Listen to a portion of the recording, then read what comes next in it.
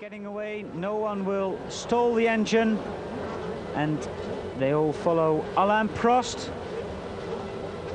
His penultimate Grand Prix start, John. Well, he's very keen to get away because, well, it's Ayrton Senna is the one that was slightly slow away, and there Gerhard Berger also slow, but managing not to lose really any position, so everything will be as per the grid. And all 24 cars now on this final parade lap as they filter through this first double right-hand corner. And back in 1990, after this Japanese Grand Prix, I asked Alain Prost from his point of view what happened, and he said, well, I went out to the left because I knew I could go through the first part of that right-hand corner flat out. And I said, well, why bother when Ayrton Senna you knew was going to come down the inside? And I said, well, I didn't think he would have done what he did. And I will certainly be very interested to see whether the same strategy will be played out here this afternoon by either driver, or not forgetting Michael Schumacher and Mika Häkkinen. Those two behind any opportunity at all. And we saw back in Portugal a month ago, Mika Häkkinen made life very tough indeed for Alain Prost down the inside into that first corner at Estoril. Well, if we go quickly through the top 10, John, I think it's an interesting front row, an interesting second row with Häkkinen and Schumacher. Berger and Hill on the third is interesting. Warwick and Eddie Irvine. And then, of course, Aguri Suzuki wants to impress in front of his home crowd. And last year's winner, Riccardo Patrese. Well, I think obviously the only man that is a stranger amongst that group is Eddie Irvine, and quite a daunting task to start so high up in your first Grand Prix. But Eddie Irvine knows this circuit very, very well, and that hopefully will work to his advantage. But the man, as we said earlier in the morning broadcast, that I will keep an eye on will be Jean Alesi, who's all the way back on the 7th row, and he will want to get up to as near the front as quickly as possible because he will not want to lose contact. And the problem in Suzuka is there are very, very few places that overtaking is possible, and the most popular place is just after this, the quickest corner on the circuit, taken in 5th gear, and then all the way down the gearbox to 2nd gear into that chicane. That's the place if you feel you can do it under braking, but there you see the corner easily defended, and it's a very, very tight entry in, particularly the lead into the chicane, not just the chicane itself. Well, Alain Prost is making his way to his grid position. Most of the drivers still have to come through that chicane. You see Irvine, there's Derek Warwick. Well, Derek is a man with an uncertain future, John. Well, he went over to the States and had a look at IndyCar racing and had discussion with a number of teams, but I think a lot of those seats have been filled up very rapidly quite recently, and really no one is quite clear as to what Derek's plans are. There we see the last cars making their way to the grid. Toshio Suzuki and Jean-Marc Gounon on the very last row of the grid, right behind Comas and Martini. So both the Larussi Minardi teams filling the last 4 places on the grid. And on the right you can see the man with the green flag. Well, you can't see him anymore, but you could just now. This is the man on pole position. Of course, pole position being on the outside. There is the green flag. The 5-second board's up. The red light will go on any second now, and it changes to green. Who has the best start? It is Ayrton Senna. Senna takes the lead from Alain Prost, but what's happening behind him? A very good start from Damon Hill. He's not taken that position from Michael Schumacher, but both Gerhard Berger and Damon Hill. Oh, Damon going around the outside of Michael Schumacher. And look at Eddie Irvine. He's up in the 5th place. Sorry. It is superb start from Eddie Irvine, and Eddie Irvine had never made a Grand Prix start in a Grand Prix, let alone in practice. I think, in fact, what he was doing this morning was, rather than concentrating on getting his car right, well, one of the two Minardis, that's Jean-Marc Gounon, But Eddie Irvine spent a little bit of time making practice starts, and I tell you, practice makes perfect, and he had a great start in his first Grand Prix. So did Ayrton Senna, who is leading. Alain Prost and Andrea de Cesaris is out on lap 1. So the first retirement of the afternoon is de Cesaris. Oh, and there Eddie Irvine defending his position. He slammed the door right on. I think that was Michael Schumacher, one of the two Benettons. We couldn't quite see who it was, but certainly they had no mercy at all from Eddie Irvine in the hairpin. But Senna has the lead and he's extending it. This is the part of the circuit we saw throughout qualifying where the Williams, Renault and Prost and Damon Hill for that matter had an advantage. But Senna's lead is at least a second and a half as they come down to this very, very quick fifth gear left-hand corner, and then all the way down into this final chicane to complete the first lap. And this field, surprisingly, quite strung out. So Ayrton Senna leading. Alain Prost in second place. Then it's Mika Häkkinen. But what a start from Eddie Irvine.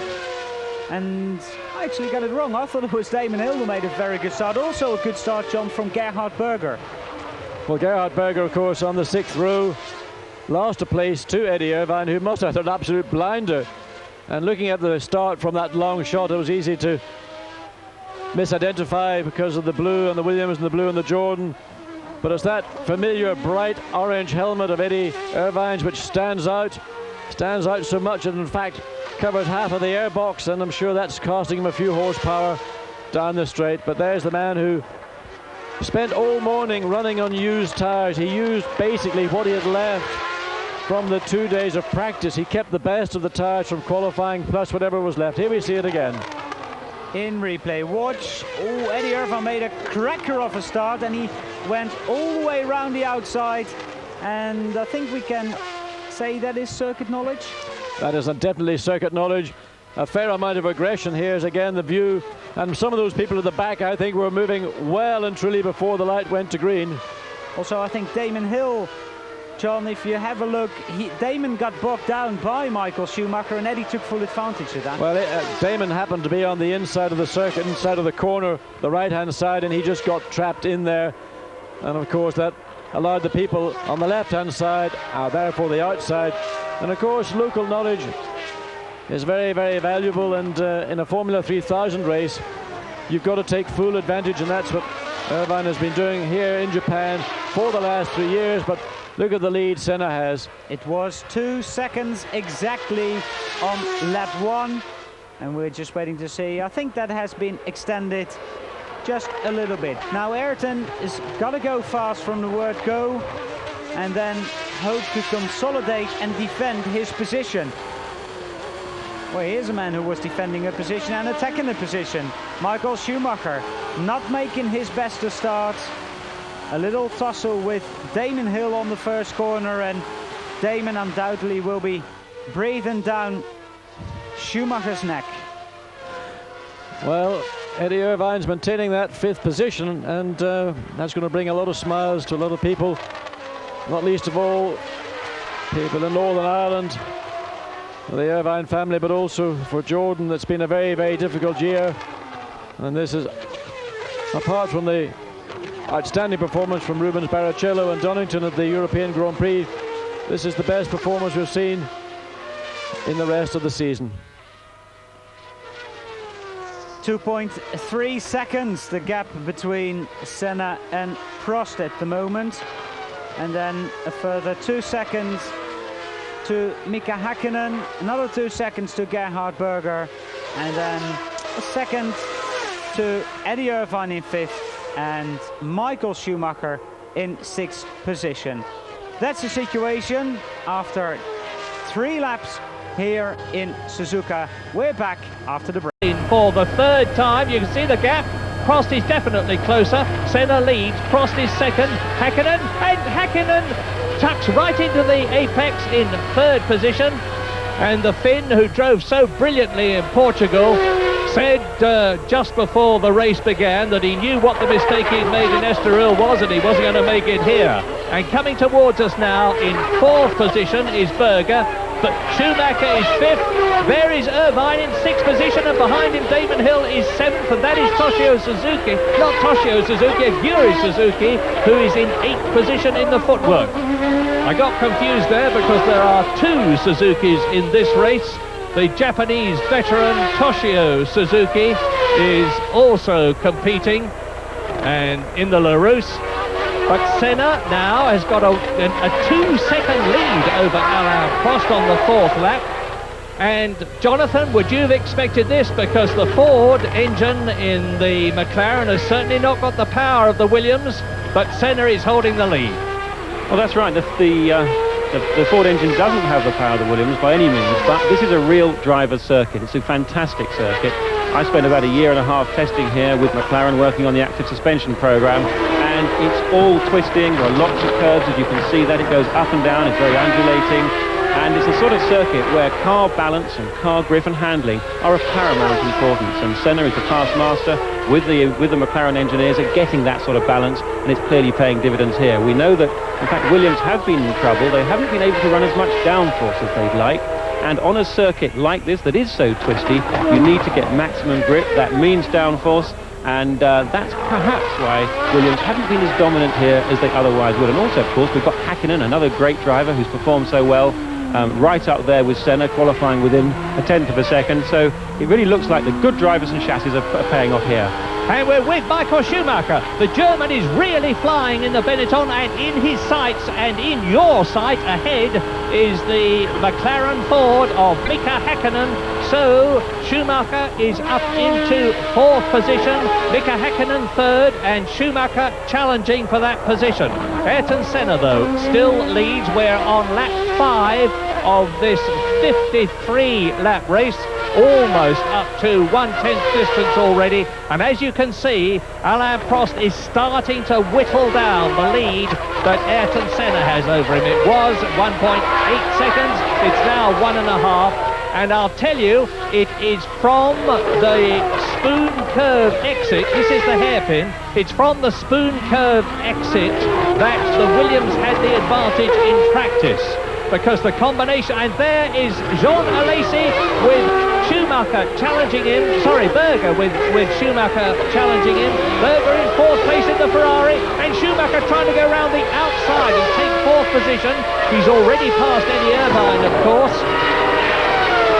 So Senna leads, Prost is 2nd, and you can see how well the Ferrari is going. Gerhard Berger seems to have overcome that elbow problem of his. Now, as they lead up towards the fastest corner on the circuit now, they're going to be pulling up to 190 miles an hour up this hill, through the next corner at 170 miles an hour. And it's after this where Schumacher needs to get right up with Berger if he's going to have a chance of going by into this chicane. But he's probably too far back. We can see that. He comes down through the gearbox, pushing that button to automatically come down to 2nd gear, looking right on top of Berger. But Berger will pull away now under acceleration, purely because Schumacher is physically a car length behind. He's probably missed his chance for another lap now. The Ferrari's got the 4-valve V12 engine in it. The team has decided to settle for this new engine that Claudio Lombardi has produced. But Alain Prost, ahead of these two, has got the gap between himself and Ayrton Senna down to just a whisker over a second. And Damon Hill has passed Eddie Irvine and is up into 6th position. So race order on lap 6 out of 53. It is Senna leading Alain Prost by 1 second. 3rd is Häkkinen. 4th and 5th, you can see the battle between Gerhard Berger and Michael Schumacher, with Schumacher challenging the Ferrari. In 6th position now, it's Damon Hill. 7th is Eddie Irvine. In 8th position, Aguri Suzuki. 9th is his teammate Derek Warwick. In 10th place is Riccardo Patrese. In 11th position, it is JJ Leto in the Sauber.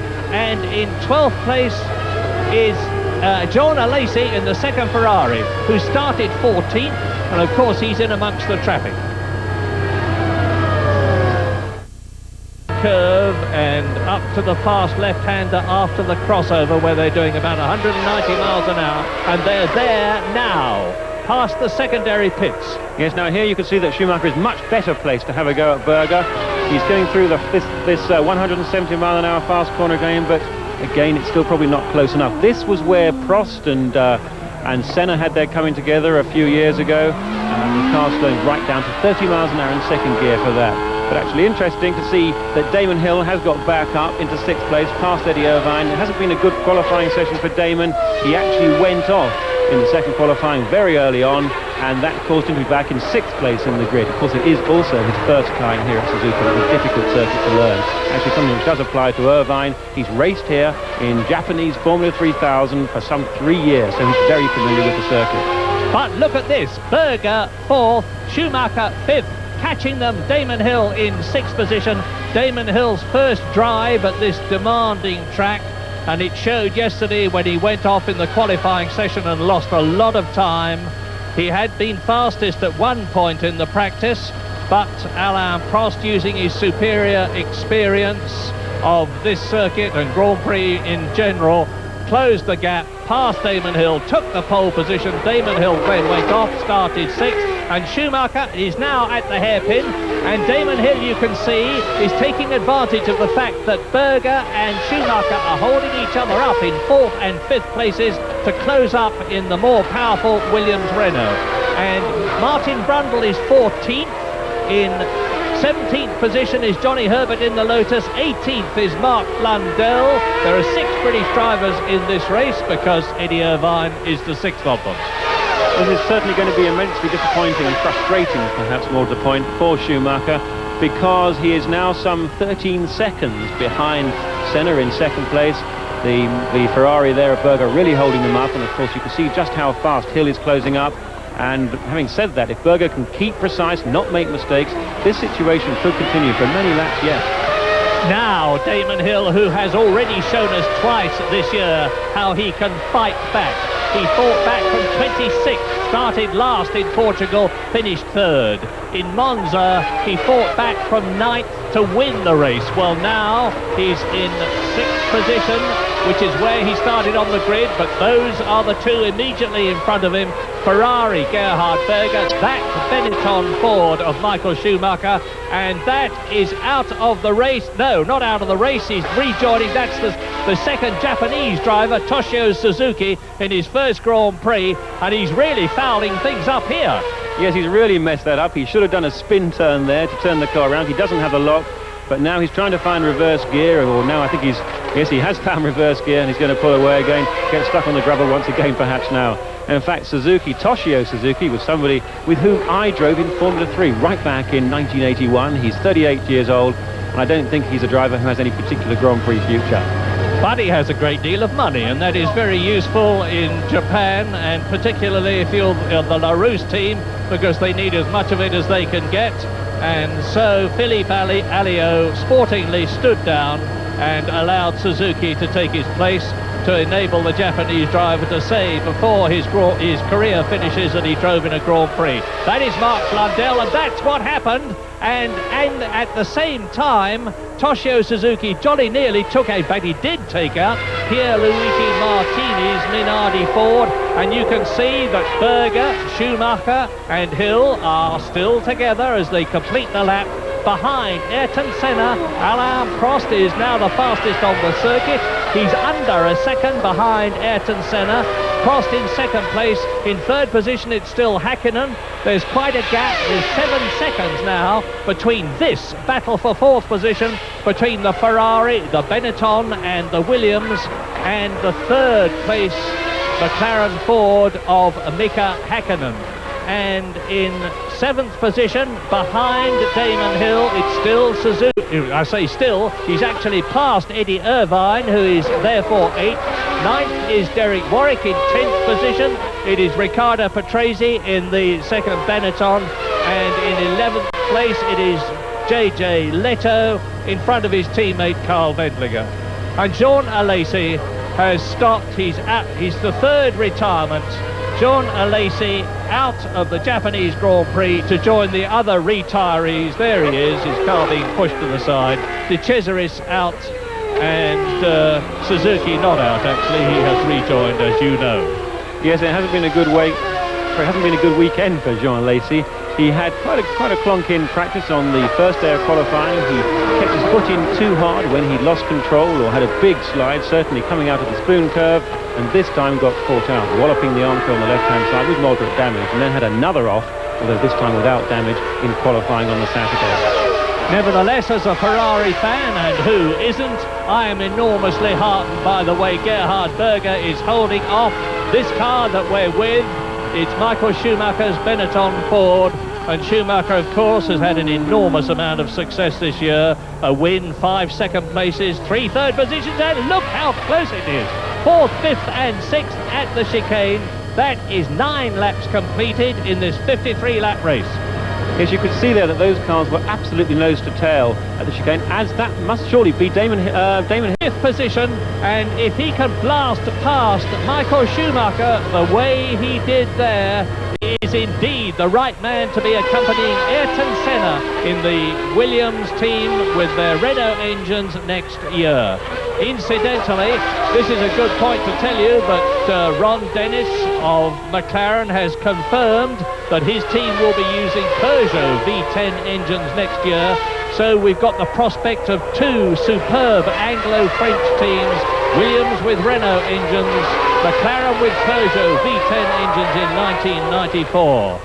The rumour that Alain Prost had been approached by Ron Dennis to drive and not retire next year was not a rumour, it was true, but Prost has said he doesn't intend to come out of retirement. I will wait and see. We look back from Damon Hill's Williams Renault at Michael Schumacher's Benetton Ford. Actually, Schumacher is not nearly as far back as he looks there. The lens lengthens things, and you can see there's the gap. As Hill has thus gained a place, up from 6th on the grid to 5th in the race. Again, here's where the Williams' horsepower can really show. He's pulling up behind Berger into the fast 130R, as it's called, and perhaps a bit too far back on this lap to have a go at Berger, but I'm sure one more lap on he will do. A yellow flag there. Somebody looks like they've gone off. Let's see if we can see it as we go through the corner. Hill right up behind. The traction control system's working overtime as they come out. It looks like a Laces car there as they pass by it on the exit of that corner. One more lap, I think, and then we're going to see Hill have a go at Berger. And that is, of course, where Pierluigi Martini went off. And here is Hill having a go at Berger. But Berger, of course, is going to be very, very difficult to get past. There have been a lot of problems with Gerhard with some very aggressive driving this year. He's a double winner in Japan. He won in 1987 and 1991 when Senna donated the race to him at the very last corner to his McLaren teammate. And Gerhard Berger was second for McLaren last year. So few people know the Suzuka circuit at Grand Prix speed better than he does. And on lap 11 out of 53, Prost and Senna are 1.3 seconds away from each other in first and second places. 11 seconds now ahead of Mika Häkkinen. In 4th, 5th and 6th places you see Gerhard Berger, Damon Hill, Schumacher challenging, and behind Damon Hill, who's defending his position to Michael Schumacher, and it seems like Gerhard Berger is getting away a little bit, but that's only at this part of the circuit, John. Well, I think it's just simply a strategy, Allard, because he's got no need at this point of the circuit. It's not really realistic in my mind to try and overtake Berger, because you're coming up a very quick, well, the quickest part of the circuit. Oh, and look at Berger blocking. Now that is wrong, and if Berger keeps doing that, I would not be surprised to see a flag coming out for a stop-go penalty. Now, Damon, the long way around is very risky with Gerhard Berger. You might let Michael Schumacher slide through. Schumacher, in fact, is forced to go off the circuit. That's why he has hit his left front somewhere against the rear of Damon Hill's Williams, and that is just an even more, Schumacher just totally devastated by what went on, and that really was due to Gerhard Berger's blocking maneuver coming down the straight out of the long, fast left-hand corner. Then Damon Hill came on the outside. Fabio Briatore, totally disgusted, as is Michael Schumacher. A weekend when I felt that Schumacher was a certain potential winner. And what a way to end your Japanese Grand Prix. Let's look at it again. Here we are in camera. And Schumacher looking for somewhere to go. Well, he had no choice. The road was blocked. He couldn't slow down enough. He ran into the back of Damon Hill. Damon had to come to a virtual standstill as well because of Berger being so tight in that chicane. Well, back here we are with the lead. Senna still leading by just over 2 seconds. Alain Prost had made inroads into that lead. He's now lost some half a second from some 7 or 8 laps ago. Would Prost just wait till the tyre stops, John? He may well do, but if you look back over the last few Grand Prix, Williams have been very cautious with their pit stops. They've not gone for the record-breaking sub 5 second lap or 5 second pit stops. They've been more on the 7 to 8 second pit stops. McLaren have been very, very quick indeed. They've been in and around the 5 seconds, so they cannot take the risk. And Berger's in. Gerhard Berger, we said the first man to make a pit stop. You even think he's going to make 3 pit stops during this Grand Prix. Well, he's in the pits for his first new fresh set of Goodyear rubber. Well, if anybody's going to make 3, it is going to be Gerhard Berger. 5.41 seconds, very good indeed from Ferrari. And I would say a great deal of relief, principally from Damon Hill, because with that stop for tyres for Berger, effectively that will mean that he will remain behind the Williams when Damon Hill himself comes in for his first stop. So Ayrton Senna, there we see Alain Prost 2.4 seconds behind him on the last lap. Mika Häkkinen 30 seconds behind race leader Ayrton Senna, and then Damon Hill is only 6 seconds behind Mika Häkkinen. Well, I can only imagine Mika Häkkinen has a problem, because throughout the weekend he's been right on the pace with Ayrton Senna, and to be 30 seconds behind so early in a Grand Prix only indicates a problem. But Damon Hill will gobble those 6 seconds up very quickly. Now he is clear of Gerhard Berger, and Ayrton Senna now the first of the 2 McLarens in, and this is a very early stop for the McLaren team. Prost, of course, now in the lead, 5.13 seconds. Slightly hesitant at the back of the car, the jack, and one of the rear wheels not quite as ready as the front. But we have to wait now and see what is going to happen to Alain Prost, who is now in the lead for the first time of this year's Japanese Grand Prix. John, going back to that little Schumacher, Hill and Berger incident, that Williams is a very strong car, while Mika Häkkinen just posts his fastest lap. It is a very strong car. Williams have built very strong cars for a very long time, but in fairness to the Benetton, it depends how the suspensions, or the car is not designed, the front suspension is not designed for that type of loading. And I would think if a Williams had, if the situation had been reversed, put it that way, I'm sure the same result would have occurred to the Williams. It's just the way the impact was taken on that front suspension. And luckily for Damon Hill, we don't think there is any damage to the rear of the car, but of course, only Damon would know that. There's Alain Prost trying to pass Toshio Suzuki, who very nice gets out of the way. So Prost leads Ayrton Senna. Prost again does not go into the pits. And that sound should be gone next year, John, the traction control sound. Also, I think tyre wear will increase at a very rapid rate, because without traction control, that is the principal reason why teams are very keen indeed to retain traction control, because it makes the tyre life, the rear tyre life, very, very much easier. Now imagine a Japanese Grand Prix without traction control. We've seen Ferrari with Berger in the pits early. We've seen Ayrton Senna now on his second set of tyres. I would have thought that the options are that we are going to see much harder compounds in 1994, or drivers are going to have to learn to use the right foot to understand what throttle control is all about. Mika Häkkinen is gaining a little bit on Alain Prost, is now 24 seconds behind. Ayrton Senna is only 13 seconds behind Alain Prost? Well, there's a pit stop, a very good pit stop, we should say, from Aguri Suzuki.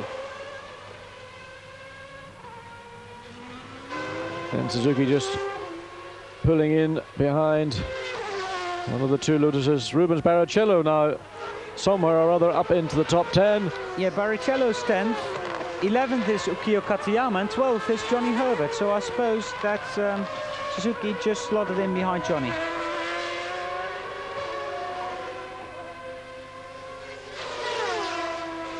But let's see what Alain Prost can do. Now he's got a clear road ahead of him. Can he extend his lead over Ayrton Senna, or is Ayrton Senna going to close in and retake that lead when Prost goes and gets a new set of tyres? Well, certainly this lap should see a reduction in the difference. It was 13 seconds, and Senna on fresh rubber ought to be able to run certainly half a second a lap quicker than Alain Prost. Well, it's down to 11.5 seconds, so almost a second and a half a lap quicker. Alain Prost has got to go into the pits, I think, at the end of this lap. If he doesn't, it's going to be another second and a bit out of his lead. And if you think that the pit stop, the time in, it's a slowish entry into the pit lane, it's a good exit from the pit lane, I would say Ayrton Senna is going to be in the lead.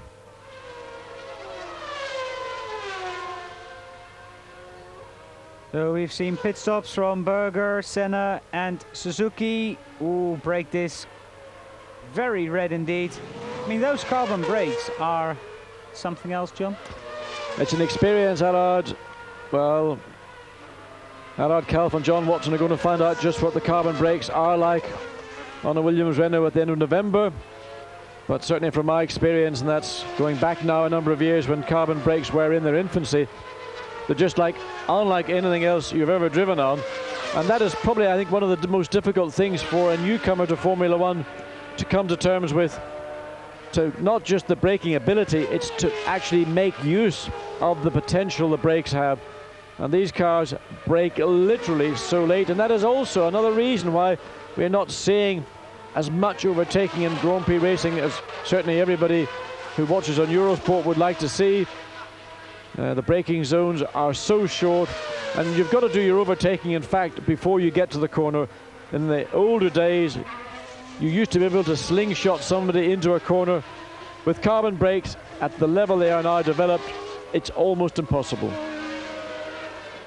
Alain Prost lost a little of that lead because of back markers. It's now 11 seconds, and the big question is, well, we are on lap 18.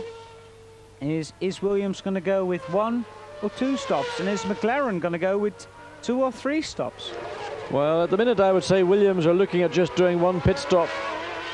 But McLaren, I think, are going to gamble on 2. And I think that they feel that that's the only way they can run at a pace that is hard enough to push Prost and hopefully push Prost into a second stop. So far, we're waiting to see when Prost is going to make his first stop. Senna currently running quicker by about half a second to up to a second. Traffic, of course, now coming into play, and that will affect the difference in the lead that Alain Prost has over Ayrton Senna.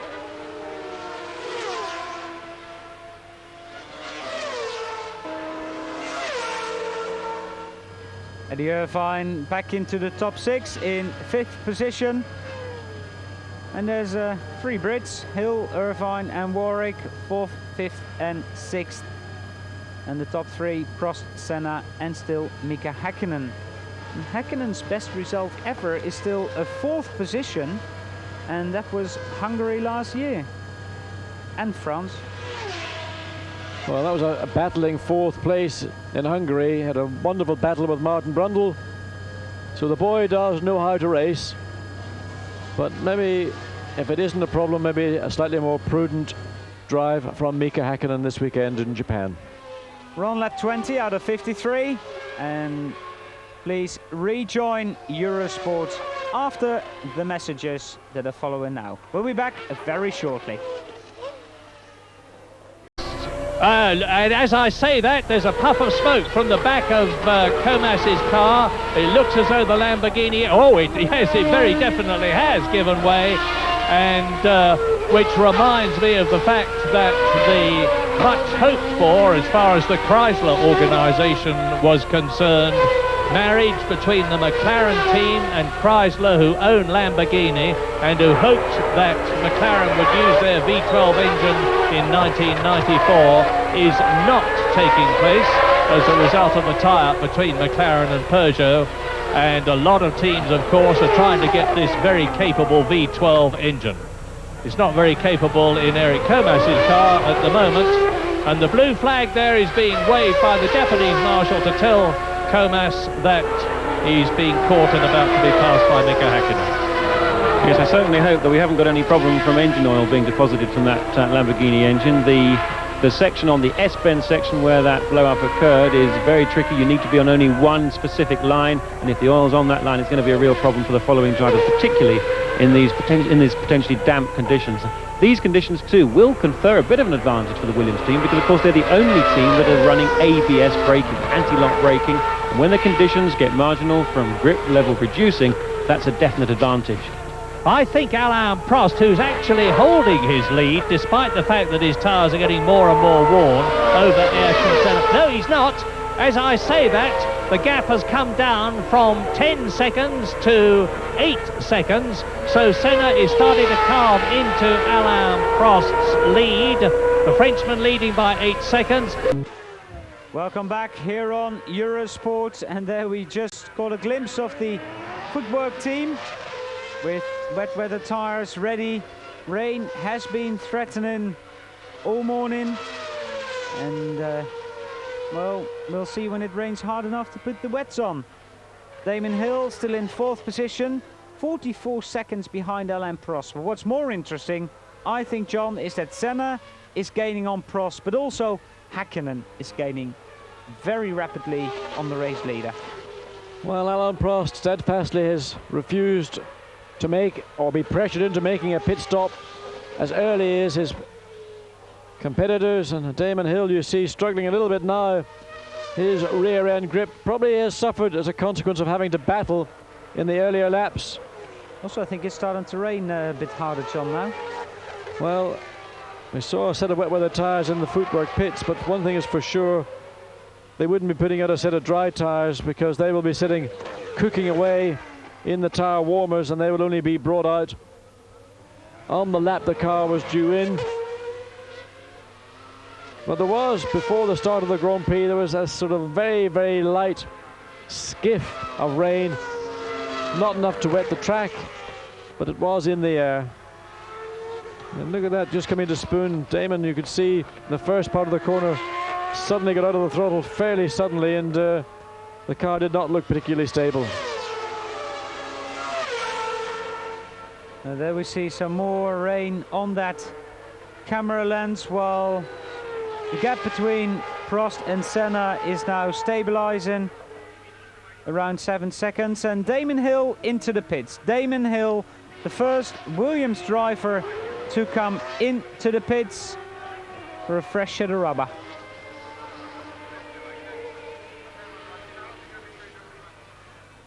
Well, this is going to be a telltale sign for Alain Prost. Let's see how quickly the Williams team can resurface. Damon Hill, 6 seconds. Much better than an Estoril. Fresh set of slicks for Damon. So a nice little practice for the Williams team. And look at the gaggle of cars behind, and Eddie Irvine leading them down into this first. And Irvine is going to undoubtedly put Damon under a little bit of pressure as he just picks up the pace on that fresh set of tyres, but that will only be for about half a lap. And well, the back of the circuit certainly becoming a little bit more treacherous. You can see how much slower everybody's running. And of course, Damon on those fresh tyres, not at all happy having made that choice. Berger looking to go the long way around Riccardo Patrese.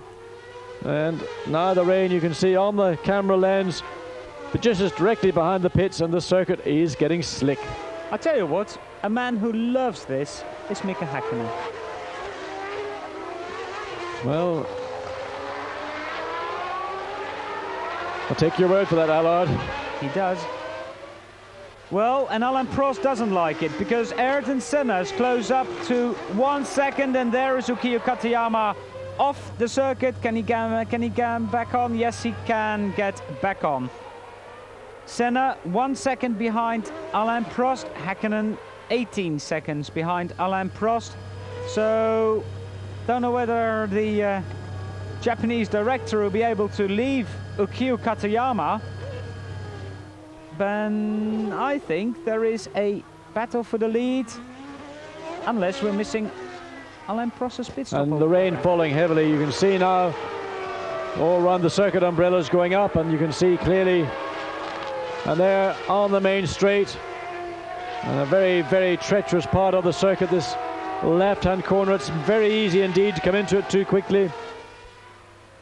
Oh, there's Rubens Barrichello. Well, Rubens Barrichello, remember back to Donington, to the European Grand Prix, and Ayrton Senna, these two Brazilians, outstanding performances in atrocious conditions, and now Ayrton Senna has taken the lead from Alain Prost, and really not any surprise to me.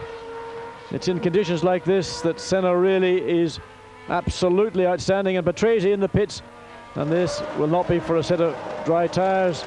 He's the first man we have seen in the pits for wets, and the rear is having a problem. The back of the car is still jacked up,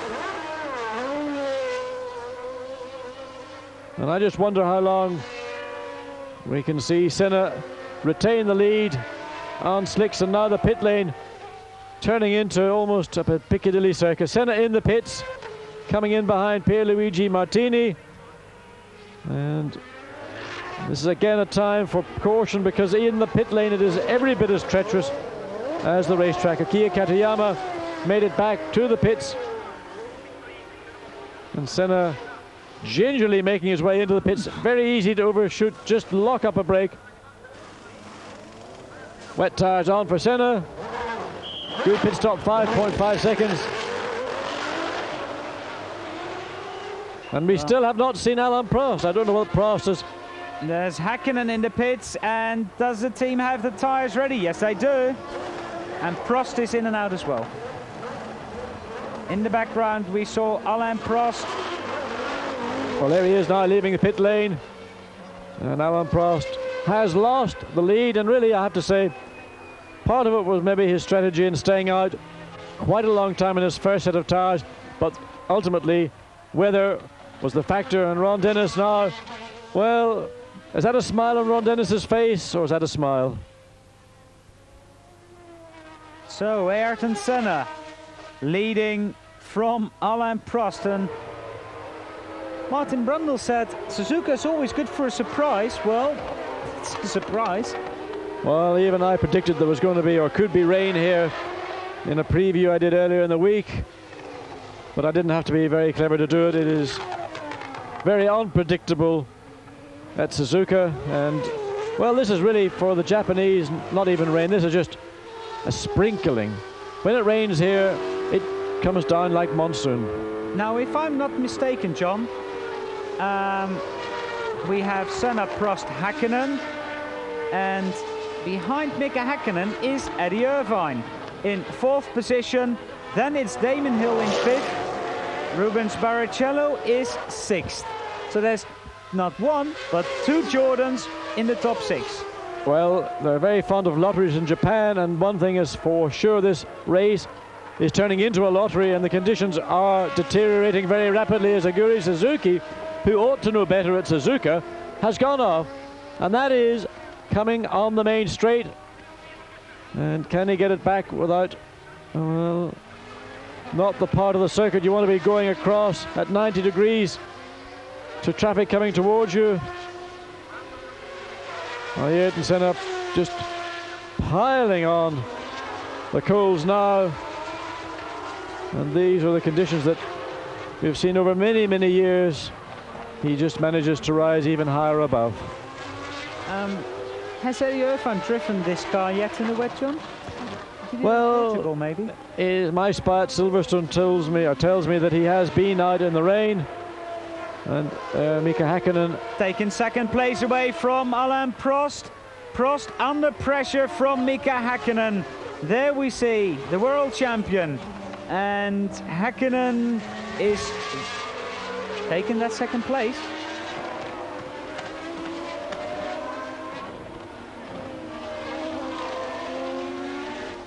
Well, this is going to get worse and worse, I suspect, and Mark Blundell getting a wobble as Mika Häkkinen taking a slightly wider line, staying out. Well, that is not a very intelligent thing to do. I mean, it looks great, but what Gugnon was doing, I have no idea. He was coming around the corner. I would have said, very gently indeed, he just touched the throttle pedal and pirouetted.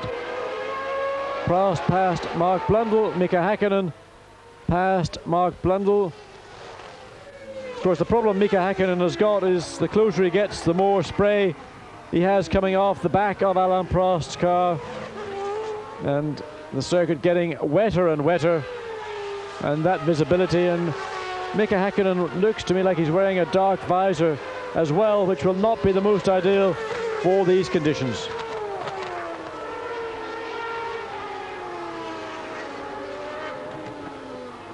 So Häkkinen dropped back a little bit again, but well, a race. 23 seconds the lead Ayrton Senna has over Alain Prost at the moment, John. Well, Alain Prost certainly drove some good races in wet conditions. Donington was not one of them, but he certainly at Silverstone on Friday in the morning, when it was very, very wet indeed, was outstanding. But this is a Grand Prix, and well, when it comes to Grand Prix, Senna in the rain is really the master. So Senna leads Prost, Häkkinen and Eddie Irvine, while Damon Hill's dropped down to 7th position for the moment. That's the situation at a very wet Suzuka circuit. We'll be back after the break for more. Is not for the lead, which is held very convincingly by Ayrton Senna, now 27 seconds ahead of these two being Alain Prost, there he is, and Mika Häkkinen. Now one has to say, has Alain Prost got the motivation with his 4th World Championship stitched up, with only one race to go after this one, that's in Australia in 2 weeks' time, really to go for it and try and catch and pass Senna?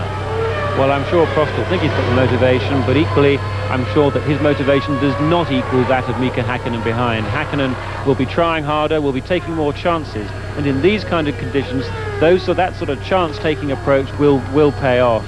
You know, when you're taking a Grand Prix car through a rain-sodden circuit there, cornering at 170 miles an hour, balancing on the limited grip, you cannot even see where the puddles and things are. These are dreadful conditions to be driving in. I can't emphasize how lack of visibility just makes it so demanding, and Prost does not like these conditions. He doesn't mind the slippery conditions, having said that. What he doesn't like is a lack of visibility. Now, I think where that will manifest itself is that as and when Häkkinen does get by, or Prost comes up behind traffic, that's actually Hill there, I think up behind Berger, but as and when Prost loses his visibility, that's when we shall see him slow up considerably more.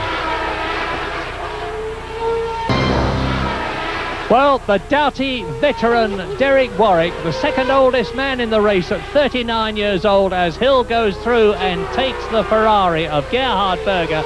Derek Warwick is in 4th position, but I suspect he's not going to be there very much longer, because Damon Hill has really got the hammer down. He's in 5th place, having passed Gerhard Berger's Ferrari. You just saw him do it. Under the crossover now, up to the fast left-hander, then the chicane, and Warwick's Mugen car, which is the engine which is going to be used in the Lotus team next year, although it has been much improved with a special version of the V10 for Japan. It's a Japanese company, of course, has not got the power of the V10 Renault, and Damon Hill is the man who knows how to use it. This is the spoon curve, and off goes the Sauber there of Karl Wendlinger, and he rejoins. That's the crossover point as well, and there's Derek Warwick. Now this is the battle for 4th position. Warwick 4th, Damon Hill in 5th place. In the spray behind them is Gerhard Berger, who is in 6th position. 7th is now Rubens Barrichello after the tyre stops, 8th is Riccardo Patrese, and that is Carl Wendlinger having a 720-degree spin, a double 360. Now, has he got the grip to get going again? We didn't see. Well, I'm sure he did. One of the things that Wendlinger did do correctly there was keep the engine running, and you could see how violently that car spun, but the good drivers, and Wendlinger is certainly one of those, can keep their head together, dip the clutch, keep revving the engine to keep the thing from stalling until it stops to enable them to carry on again. As there we are, we watched Hill now. Hill's now got the same problem behind Warwick as Hakkinen has behind Prost, lack of visibility when he gets close. Now what Hill needs is for Warwick to make a little bit of a mistake and lose a bit of momentum to allow him to come up alongside, get some visibility and get ahead. And that could happen at a number... There we are, that looks like it's just what's happened there. Oh, that is very good driving by Hill. Round the outside of the last part of the S corner. That's very good indeed. He found that visibility. Actually, interestingly there, by taking the outside line, and I know this from experience at this circuit, the outside line he has more grip than the inside line. Where the cars regularly run in dry conditions, the rubber and the oil tends to be such that in the wet, you can often find more grip by going off the line, finding some fresh tarmac that hasn't been ingrained with the rubber and the oil, and that's presumably there, I'm sure, what Damon Hill took an advantage from. Well, Damon Hill superbly up to 4th position with that enormously brave move. Down to 5th goes Derek Warwick. Behind him is Gerhard Berger, ahead of Damon Hill with a very secure lead now, seemingly on his way to a 4th Grand Prix victory in 1993, Ayrton Senna, and that's something that he can't possibly have expected at the beginning of the season, because last year the McLaren team lost their Honda V12 engines, and you're looking at the dancing feet now of Ukio Katayama in the Tyrrell Yamaha. The wobbling bit at the top is the universal joint at the end of the steering column. The right foot, of course, and talk us round, Jonathan, what are his feet doing? Well, you can see him coming down into the hairpin now. Now look as he changes gear. His clutch foot will just go down, and look at how quickly those feet rock. Now he's only having to do that because the Tyrrell does not have a semi-automatic gearbox. Watch when he changes down again, you'll see the feet blip the throttle. But with the cars like the Williams and the McLaren, they don't have to do that. They don't have to double declutch because the computers do it all. You can see how closely those pedals are set. There's only 1 foot or 30 centimeters of width in that pedal box. The designer's trying to keep the cockpits minimally wide so the cars can cut through the air as finely as possible. See him out of the cockpit, certainly in terms of physique, doesn't look capable of driving a Grand Prix car. He's very much capable of doing so. He's had a lot of offs this year, but he's in his element at Suzuka. It's his home track. Yes, now you can see Senna there again take a wide line. He wasn't offline, he was deliberately running wide of the conventional dry line to pick up this grip. There he's doing it again. This is where you get this fresh tarmac with more grip. But I think that the rain has actually abated. You can see some drops on the camera there, and looks like Wendlinger pulling off there with a problem for Wendlinger along the main start-finish straight. But even if it stops raining now, it's going to take a good 10 laps before the track dries out enough for slick tyres to be considered, I'm quite sure. Now there's Martin Brundle in the new liveried Ligier, the blue and white car. He is chasing Riccardo Patrese, who is in 8th position, and behind Brundle is Eddie Irvine, who is in 10th place. So 8th, 9th, 10th, Patrese, Brundle and Irvine in Benetton, Ligier and Jordan Hart. But on lap 27, which is the half-distance lap of the Japanese Grand Prix, Ayrton Senna is increasing his lead remorselessly. 31 seconds is the gap now as Irvine pushes Martin Brundle very hard indeed. Eddie Irvine, using his knowledge of Suzuka to the maximum, pushing Martin Brundle for that 9th position. So, into the hairpin. Patrese, 9th. Brundle... Sorry, Patrese 8th, Brundle 9th, Eddie Irvine in 10th position. Great roosters of spray coming up from the rear wheels of these cars, and there's some 750 horsepower behind each driver, putting the power down through those rear wheels in a car that weighs about 500 kilograms. A fantastic power-to-weight ratio in the dry. On the wet, of course, in the wet it's just like driving on ice. Yes, Irvine trying very hard indeed there. He had quite a big slide through that turn 2 on the circuit. Of course, at these speeds in the wet, the sheer airflow drives the water droplets off the visor. Providing one is doing more than about 30 miles an hour, windscreen wipers really are not required. What can be a problem, though, is that if the drivers have these thin films of plastic, the rip-offs on their visor, which you need for dry conditions to enable you to pull a strip off once you get oil on it. In the wet, they're a real liability because the water droplets get between the layers and really obscure the vision badly. So in these situations, the drivers will almost certainly pull off those rip-offs, leaving them with just the open basic visor. Now there is Irvine having a good look at Brundle, and I think he's going to have a good chance of going by. He knows this circuit intimately. He races here in Formula 3000, in Japanese 3000.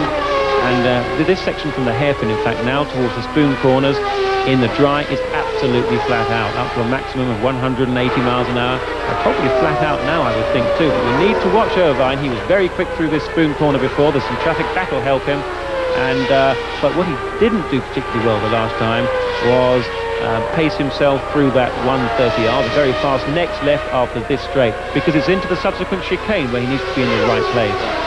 Well, who is this man, Eddie Irvine? He's 27 years old. He comes from Conlig in County Down, and he's the ex-British Formula Ford champion, and he drove in Formula 3. Then he went to Formula 3000. Out of the race goes Akio Katayama to join his teammate Andrea De Cesaris, and that means De Cesaris is out, Alesi is out, Schumacher is out, Karl Wendlinger is out, Katayama is out. We're on lap 28. Ayrton Senna is leading Prost, and it's starting to dry out. But Prost has got 30 seconds to make up before he even catches Ayrton Senna. And as I've said many, many times, catching is one thing, passing is quite another, particularly when it's Ayrton Senna who's in front of you.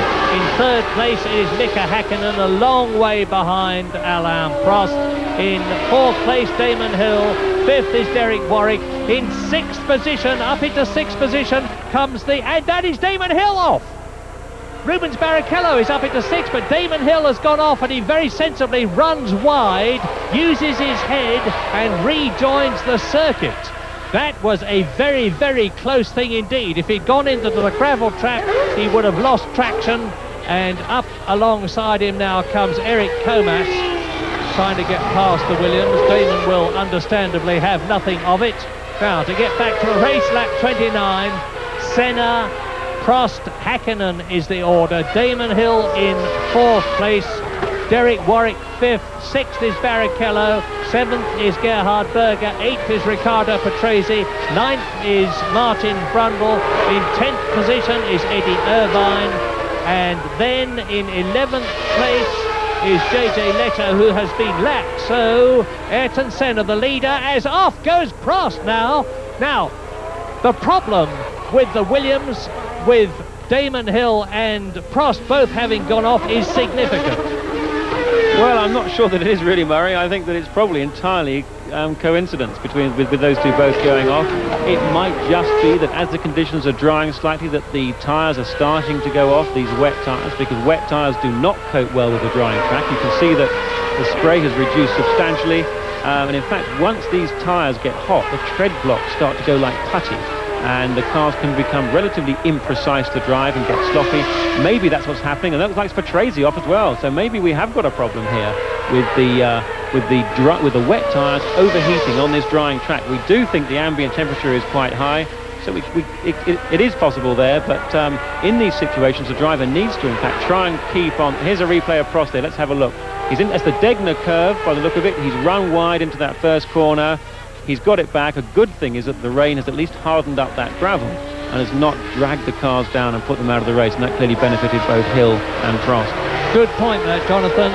The rain has compacted the gravel and the sand and provided some traction, and instead of the cars bogging down, they're able to drive through it. A good thing for them. A bad thing, of course, if they're going very quickly, and that's one of the footwork cars. Is it Warwick or is it Suzuki? It's Suzuki.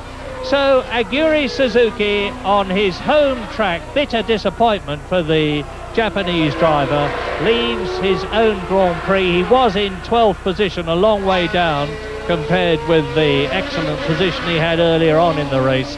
And on lap 30, Ayrton Senna is holding his lead, nearly a half a minute ahead of Prost, who is 6 seconds ahead of Häkkinen. You're looking at Prost now, and of course Mika Häkkinen will have closed up a bit on the Frenchman as a result of Prost going across the apex. Yes, now what's important here in these conditions now, as the track dries out, is for the drivers to move offline on the straights to try and cool these tyres down by moving on to a more sodden part of the track, because as I've said, if they stay on the drying line, the wet tyres will overheat very quickly, and that will compromise their grip through the corners. So they should be just trying to cool them off a bit. The ambient temperature is relatively high, so the track could dry pretty quickly. Estimate McLaren is what one of its top sponsors, Sipco Heisman, said to me at the South African Grand Prix when I said that I didn't think McLaren, with the new car and the Ford engine that they weren't used to, would have as good a season as they had in the past. Well, they haven't had as good a season, but already this year, the brilliant 3 times world champion Ayrton Senna that you're looking at has won 3 Grand Prix, 2 of them in dreadful conditions in Brazil and Donington, the 3rd at Monaco. It looks as though he's on his way to a 4th Grand Prix win, and that'll help him with closing the gap between himself and Damon Hill, who is 2nd in the World Championship with Senna in 3rd place. Senna has not got a problem with Michael Schumacher, who was only 1 point in the World Championship behind him when this race started, because Schumacher, of course, has long since disappeared from the Suzuka track after he hit Damon Hill and deranged the left front suspension of his Benetton. But Senna will, at minimum, want to finish 2nd in the World Championship this year, and he will be getting, to the extent that he can think about it when he's concentrating at the wheel, a great deal of grim satisfaction from the fact that he's seeing off his rival Alain Prost, whose place he will be taking in the Williams-Renault team next season. Yes, you could really see again there that wide line being taken by both Senna there and the car in front through the hairpin to Jordan. But on the Jordan subject, Barrichello has of course moved ahead now of Eddie Irvine, and look, there's a little twitch from Senna. He's still trying hard. Barrichello has moved ahead of Eddie Irvine, and I think really that comes down to the fact that Irvine stayed out too long on the slick tyres in the wet conditions. You lose time fantastically fast in wet conditions on slick tyres. You really do need to come in very quickly and put wets on. Irvine, despite his circuit knowledge, perhaps because it was new to him, didn't come in early enough, and otherwise, if it hadn't been for that, I think he'd have been in 6th place now. So we're with Mika Häkkinen's car now, looking back, and we understandably can't see anything because Damon Hill is too far back as Ayrton Senna comes up to lap the Jordan Hart of Eddie Irvine. And the Jordan Harts, the Hart part of course being Brian Hart's V10 engine, the first season in Grand Prix racing, and it's exclusively used by Jordan. It's gone jolly well all season, but it hasn't gone as well in the Jordan as it is here, because Rubens Barrichello, the new Senna from Brazil, and he's the youngest man in the race because he is only 21 years old, is in the points in 6th position, and his teammate Eddie Irvine is in 9th place in his first Grand Prix. Both the Jordan Harts in the top 10, and hopefully it will be at Suzuka where they score at least their first World Championship point for 1993. Ayrton Senna dives inside at the right-hander and passes Eddie Irvine, who is in 9th position. So now Senna has lapped everybody up to Gerhard Berger, who is 8th. Yes, we can see there 45 seconds Senna's lead over Häkkinen. Häkkinen's been dropping back 5 seconds a lap over the last couple of laps, so clearly has a problem. We don't know what it is, but a great shame for the Finn, because he's been in great form in qualifying, once again being within 1/10 of a second of Senna, and I'm sure that has really raised Senna's game. He's had somebody alongside him, unlike Michael Andretti, who's really pushed him and caused him to extract whatever extra performance he can, and clearly it's working to very good effect here. Lap 32 out of 53, and we're getting some blue sky at Suzuka. It's going to start to dry out, but it'll be too late for Prost, I'm sure, even if with the very close performance between the McLaren Ford and the Williams Renault, he was able to close the gap a bit in the drive.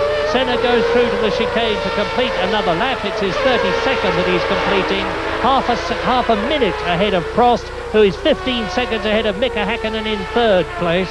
And into the pits comes Gerhard Berger for a second tyre stop. Gerhard Berger is notoriously hard on tyres, and he's putting a fresh set of wets on, so Ferrari certainly don't believe it's drying out. Well, he's got that second set of wets, and that really is significant, because normally there is no case of putting on new wets. It's a very, very rare sight. We must conclude from that, that looks more than spray on that almost. No, I think it's just spray. We must conclude from that there is a problem with the wet tyres overheating, and that probably has caused these drivers, and certainly, Berger having a bit of a moment once again on an early stage, that probably has provoked some of these spins that we've been seeing, which haven't taken place in the worst of the weather. They've taken place when the track started to dry out and when, as I've suggested, those wet tyres have started to go off. In fact, it's quite remarkable, really, how with 750 horsepower and just 500 kilos, performance of 0 to 150 in 6.5 seconds, these cars can be controllable at all with such little grip.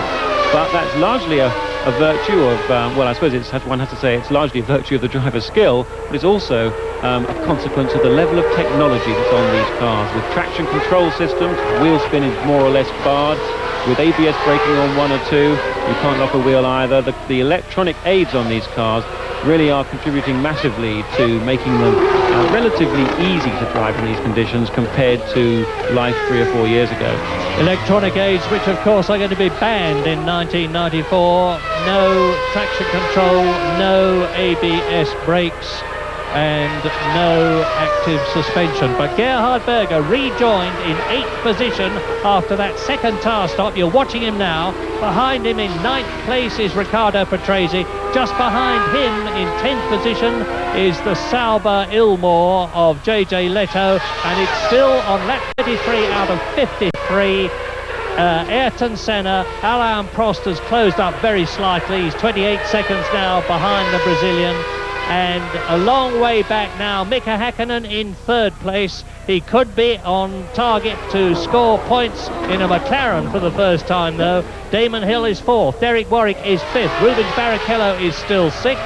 In seventh place is Martin Brundle, who's soon going to be caught and lapped by Ayrton Senna. Eighth, having been lapped, is Eddie Irvine. Ninth is Gerhard Berger, that you're looking at. In 10th place is Patrese. 11th is JJ Leto, and in 12th place appropriately, number 12, Johnny Herbert, having a pretty awful race in the Lotus Ford.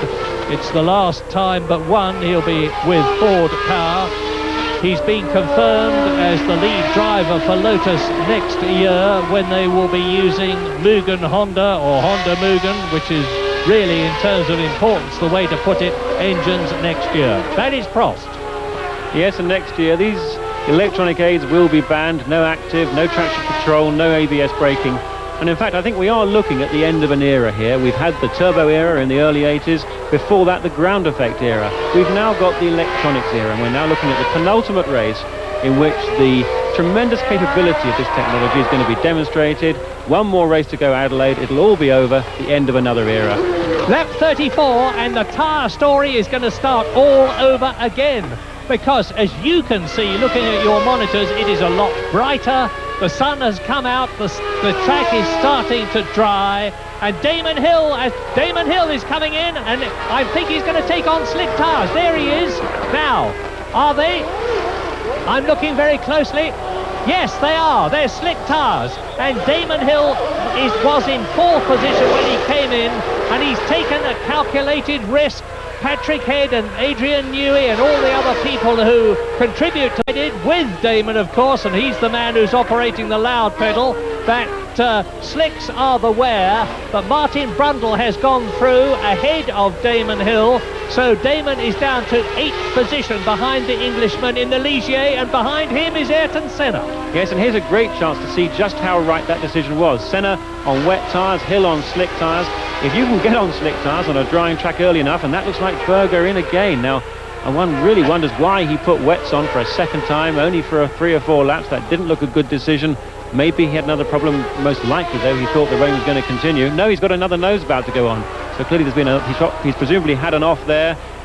It'll be good to see when we get back to the leaders, though. Are going to compare. There's Hill still ahead of Senna, almost certainly. So it looks like he's doing reasonably well. And over the next lap, I think we shall get a very clear indication as to whether or not slicks or wets are the right tyre at the moment. Now, my suspicious mind is saying to me that the Williams team know that Damon Hill on the right tyres is ahead of Ayrton Senna, who's leading the race, followed by Alain Prost.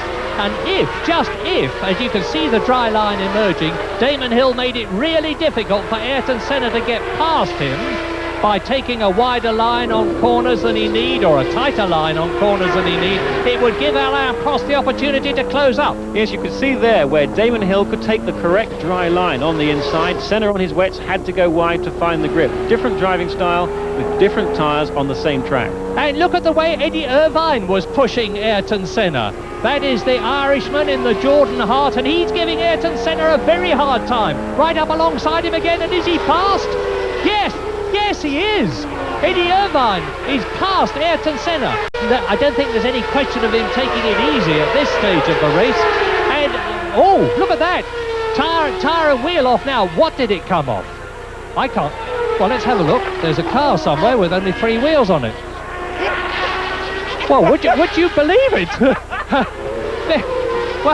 well, it's not the McLaren anyway.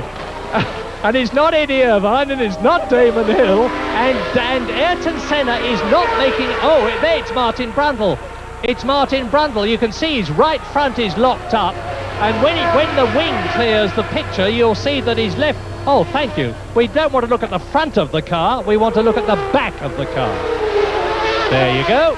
No left rear. Martin Brundle gives us a nice look at the new graphics on the Ligier with its Renault engine, but he would have preferred it to be in different circumstances. Now, I can only assume that Martin Brundle had come in from a tyre stop and the wheel nut had not been put on tight enough or properly. I'm only guessing, but I can't think of any other reason why the wheel should come off as cleanly as that. No, it seems a bit late for that. I'm sure Martin's been on wet tyres for a long time. But you can see the sparks coming off with a bit of luck. The car's just running on the skid blocks there. And with a new set of, this time, slick tyres on the car, he could yet be back in the action. Don't leave the room. Things are really starting to happen, because Alain Prost is closing in on Ayrton Senna, who cannot catch and get past Eddie Irvine, let alone Damon Hill, who is on slick tyres. Alain Prost has got the gap down to 24 seconds now, and it was not so very long ago nearly 32 seconds. So Alain Prost has taken 8 seconds. Well, Eddie Irvine's certainly very keen to take position away, and he has taken position away, but of course, as you say, Eddie Irvine has to go into the pits, and he's got a big slide, and I don't know whether he's been able to keep the momentum. He's lost it, but he's not giving up. The boy from Conlig, County Down, Northern Ireland. Look, I'm sure Damon Hill and the Senna have not got any idea what is going on all around him. Here's a guy they've never even probably heard of, and Eddie Irvine just misses, and he's going up the inside again. Well, I tell you, the folks back home in Northern Ireland are having a real treat, and there's going to be contact. No, this is motor racing, boys. This is what motor racing's all about. Overtaken and being overtaken. Let's just hope both Eddie and Damon are not going to get a 10-second stop and go penalty, because in the meantime, Alain Prost is 20 seconds behind Ayrton Senna. Well, Senna will not be at all happy, and once he realizes that the lead, the comfortable lead he had, and look at Irvine under-braking, twitching all over the place, Senna finally sees the opportunity to go through, but that's not going to stop Eddie Irvine. He's going to come straight back. He wants Damon Hill's place. Well, some people thought that Eddie Irvine would do these 2 Grand Prix and then settle back into the Japanese 3000 series. Well, I'm not so sure when you see this. Well, I just wonder, can Eddie Jordan afford him in 1994? So, after A sensational test by Jos Verstappen. Could this be another sensation in the last couple of months of the Formula One season? Eddie Irvine. Well, I spoke to Eddie before he left to Japan, and he had fairly clear ideas about what he saw a future in Formula One being, and he certainly doesn't want to go into a team that isn't going to be competitive. He certainly doesn't want to go to a team where he has to take money, and he would certainly like to be paid. And that's a tall order for somebody approaching their first full season of Grand Prix racing. Derek Warwick is in 4th position, Barrichello 5th, 6th is Damon Hill, and 7th is Eddie Irvine. So I think it's a very good debut. And there's Pedro Lamy in for slicks, and Ayrton Senna is still keeping up with Damon Hill and being a little quicker, and Ayrton is actually still on wet weather tyres. Well, I think the balance and time between slicks and wet weather tyres is sort of even Stevens. There are parts of the circuit that Damon, and Senna very, very wide indeed, and Eddie Irvine following suit. Yet here you can see there is now a dry line, and that will help and suit. But Senna looking to, there he goes, but he's got to be careful. That's an easy place to overshoot. We've seen 3 people go off there earlier in the race, and now the road is clear once again for Eddie Irvine to mount another attack on Damon Hill. John, how long can they go on these wet weather tyres when the track is actually drying out? Well, the track is drying out in places, but the balance of the circuit has not swung yet favourably to dry tyres. It's just on the limit. Eddie Irvine knows more about this circuit than Damon Hill knows. He knows more about what it's like to drive in this temperature. So he's taking the risk. He knows, or in his mind he thinks he knows anyway, that I'm better to stay out and do the best I can on wet weather tyres. If I go into the pits onto slicks, I'll never catch Damon up anyway. Damon may make a mistake, he might get caught out, so I suppose that's his logic, and I would think that the team would support that decision.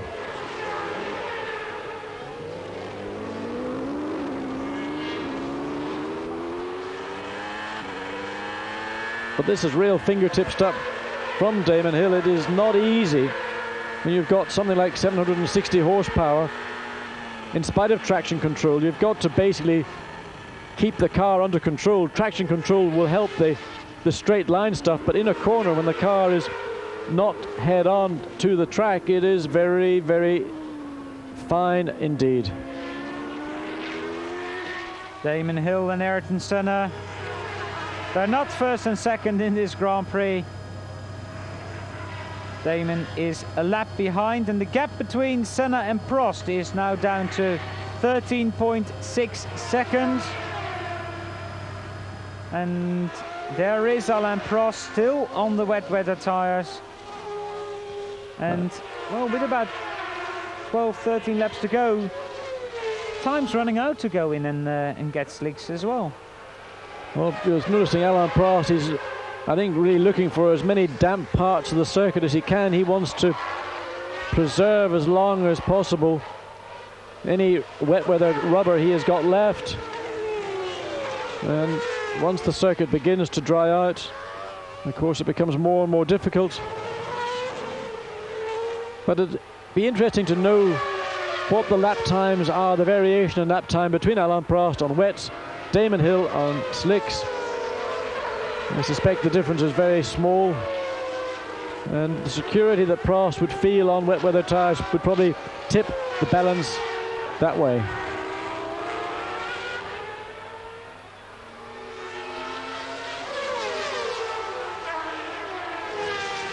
Alain Prost overtaking Derek Warwick.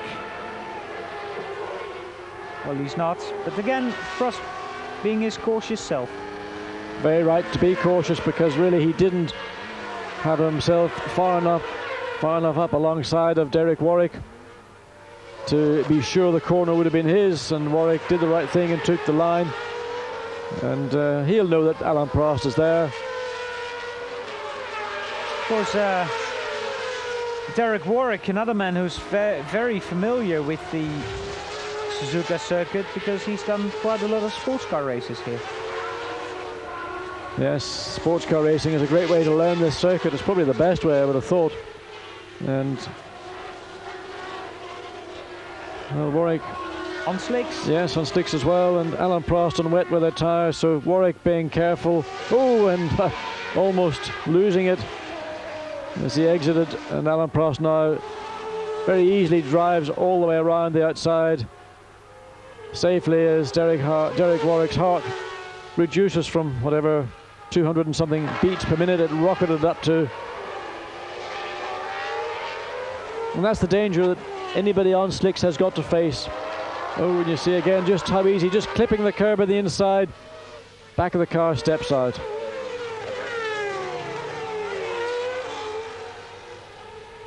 Warwick in 6th position, behind Eddie Irvine, behind Damon Hill, Hakkinen, Prost and Senna.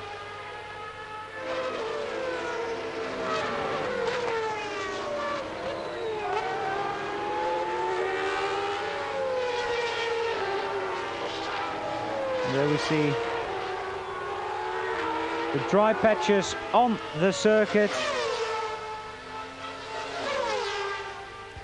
Well, the cloud certainly has cleared away, and now it's very much a circuit, I would say, that is going to favour anyone on slicks. And I just wonder whether Alan Prost will take the chance. Yes, he is. He's going into the pit lane. He's decided that there is now enough sunshine out and enough dry bits around the circuit to justify a fresh set of slicks. And of course, one wonders what Senna will do. If I was in his situation, I would, at the end of the lap I'm on, follow suit.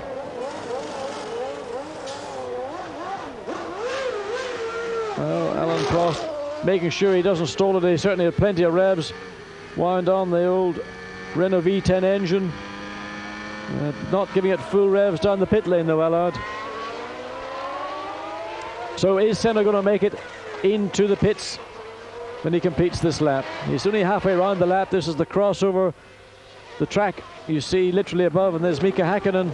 Well, Mika Hakkinen in the pits, so I don't think Senna can come in this lap unless I get him out very quick indeed. I don't see any reason why he can't come in. There's no reason why Senna can't come in at this lap, Allard. Well, he's in and out. If Mika didn't stall.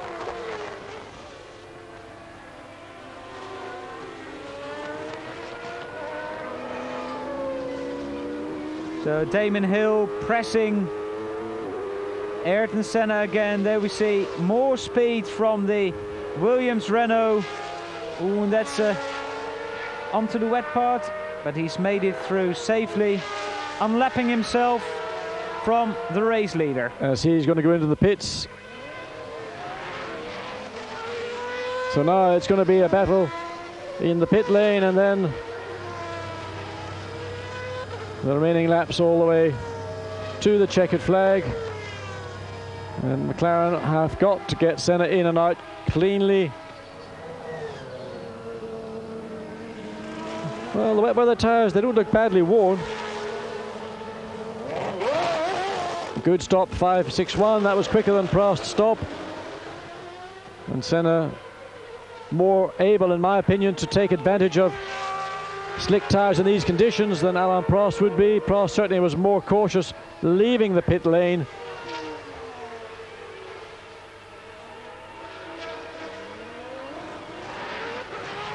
There's Alain Prost, and that's the difference. Prost just starting pit lane as Senna makes his way up through those tortuous bends behind the pits.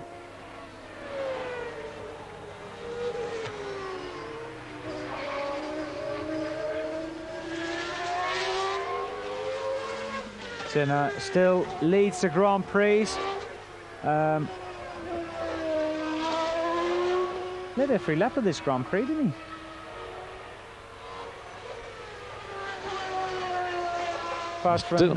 Still cautious though. You can hear him as he comes through. Alain Prost is not really entirely comfortable, in my view, with the damp patches that are still ebbing into some of the corners. Well, unless something goes wrong for Ayrton Senna, either mechanically or a driving error, he's going to win this Grand Prix. He's got a 38-second lead over Alain Prost, and I can't see with 10 laps to go that Alain Prost is going to gain 4 seconds a lap. I think it would be very wishful thinking on the part of Alain Prost that he could do. He certainly would love to do, I know that. But in these very mixed and very difficult conditions, this is the type of thing that Senna revels in. And, you know, this is his penultimate race. Likewise for McLaren.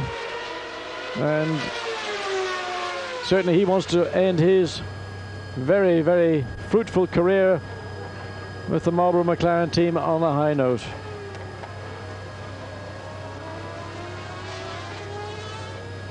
Japan's seen surprise winners, and there's Brazilian flags. We've had Gerhard Berger win here, and that's the end of Gerhard Berger's race. We've seen Senna win here in 88, Nannini 89, Piquet in 90, Berger again in 91, and Riccardo Patrese last year. So we've seen surprise winners in quite a few Grand Prix, and well, Ayrton Senna. Well, disgust on the face of Gerhard Berger. He's come all this way, in and out of the pits 3 times, and somebody there creeping very slowly on the exit from the hairpin bend. And Gerhard, well, he's had the most appalling year. And Jean Todt and Jean Alesi, he was in early retirement after a very unfortunate start. And there we see he just pulled off, and that's the end of that for Gerhard Berger. Went through a big puddle. I think that's where most of the steam's coming from. It certainly was a deep puddle, and Berger sitting now. Race not long to run.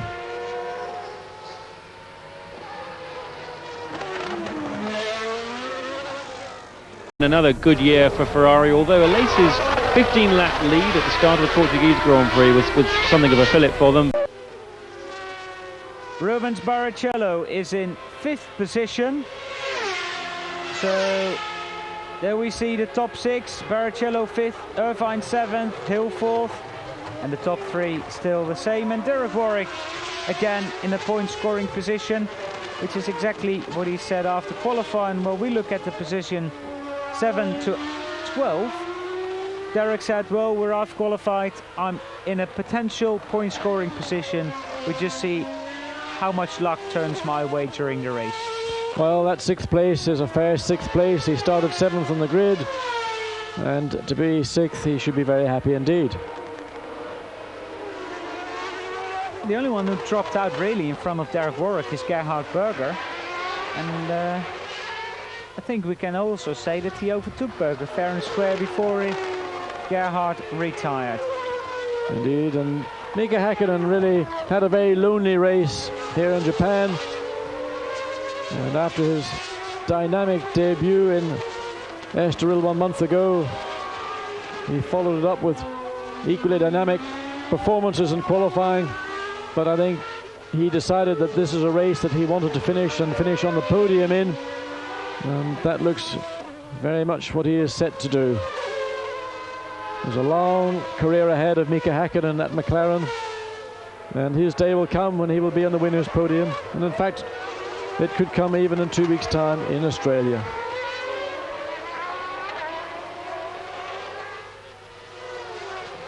Mika came to Formula 1 straight from Formula 3, won the British Formula 3 Championship, and then went to Lotus.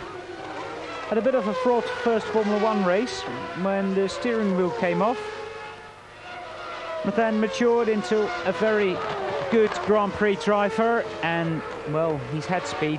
I think everybody knew that even before he got to Formula 1. Well, I watched him the first day he drove a Lotus at Silverstone, and it was late in a winter afternoon, and he didn't really fit the car. The steering wheel was about the size of a 50-pence piece, and somehow he just heroed that car around, and he's never stopped driving like that. His enthusiasm, his commitment, his heart is literally enormous. Yeah, but his enthusiasm, John, is still enormous. I mean, the way he talks to me and to you about driving that McLaren, how good it is and how brilliant everything is just genuine enthusiasm. And that's what makes Mika Häkkinen a pleasure to have in a Formula One paddock, because really, normally all you get is doom and gloom from everybody else. And when you see somebody who is cheerful and positive and gracious, it doesn't have to make your life a lot easier.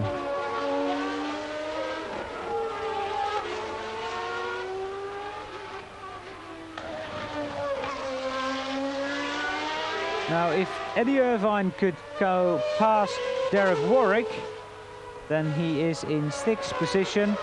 And I don't know what Eddie Jordan would do tonight if both of his cars finish in the points today. Well, I know where he would be. He'd be in the old log cabin. That's the famous watering hole here at Suzuka.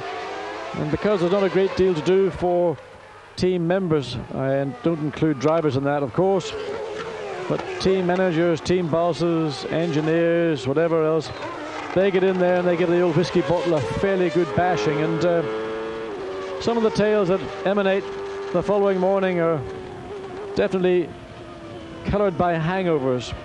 It's notorious, but it's a lot of fun.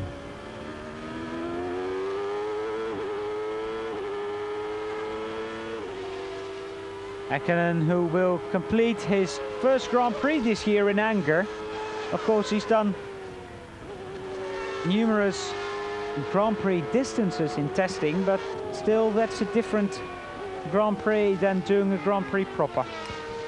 Certainly is, and of course the pressure of traffic all around you is an entirely different approach. And well, I think Mika's done probably something like a full Grand Prix season away from actual Grand Prix. So certainly when he did get his opportunity in Estoril, he was very much dialed in to the team and to the car, and the speed was there, the stamina, commitment goes without saying. We're 1 hour and 30 minutes on the way in this Grand Prix. We've got 7 laps to go. So it'll be a slower Grand Prix than last year, but that's due to the rain we've had during this race. Mika, who's got a 40-second lead over Damon Hill, so he hasn't really got to worry about Damon. And behind Damon Hill, 11 seconds to Rubens Barrichello, and then it's Derek Warwick and Eddie Irvine, 1 lap behind race leader Ayrton Senna. You know, looking at Damon, really, I mean, great disappointment, I'm sure, for him in 4th place. And it all goes back to qualifying, where on Friday he went off and then didn't happen for him on Saturday. Started on the 3rd row of the grid. He got badly boxed in at the start, and really it's all gone from that point.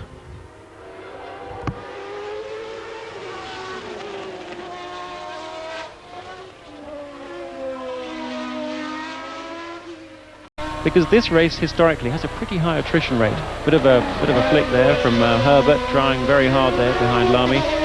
But of course at this stage with some... Pedro Lamy leads Johnny Herbert. They're both 2 laps behind Ayrton Senna. And Lamy, who's still waiting to finish his first Grand Prix.